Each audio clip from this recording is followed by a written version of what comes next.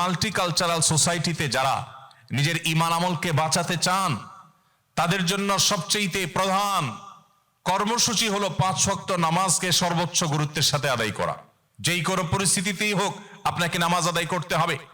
প্রিয় ভাইরা আমার, আমরা সেই রাসূলের উম্মত যে রাসূল সাল্লাল্লাহু আলাইহি সাল্লাম জীবনের শেষ মুহূর্তে অত্যন্ত কষ্ট করে যখন মাত্র 20-25 গজ দূরে নিজের বাসা থেকে মসজিদ এতটুকু দূরে গিয়ে নামাজ আদায় করার মতো শক্তিও ছিল না, তখন আমাদের প্রিয় নবী সাল্লাল্লাহু আলাইহি সাল্লাম একদিকে হামজা রাদিয়াল্লাহু তাআলা আনহু, আরেকদিকে আলী রাদিয়াল্লাহু তাআলা আনহুর কাঁধে দুটি হাত রেখে, দুইজন সাহাবী আলী রাদিয়াল্লাহু তাআলা আনহু এবং আরেকজন সম্ভবত আব্বাস রাদিয়াল্লাহু তাআলা আনহু, দুজনের কাঁধে দুটি হাত রেখে পুরো শরীরের ভার তাদের উপর ছেড়ে দিয়ে তারপরে পাওকে মাটিতে টানতে টানতে টেনে হেঁচড়ে নিয়ে তারপর তিনি জামাতের সাথে নামাজ আদায় করেছেন। তারপর নামাজ তরক করেন নাই।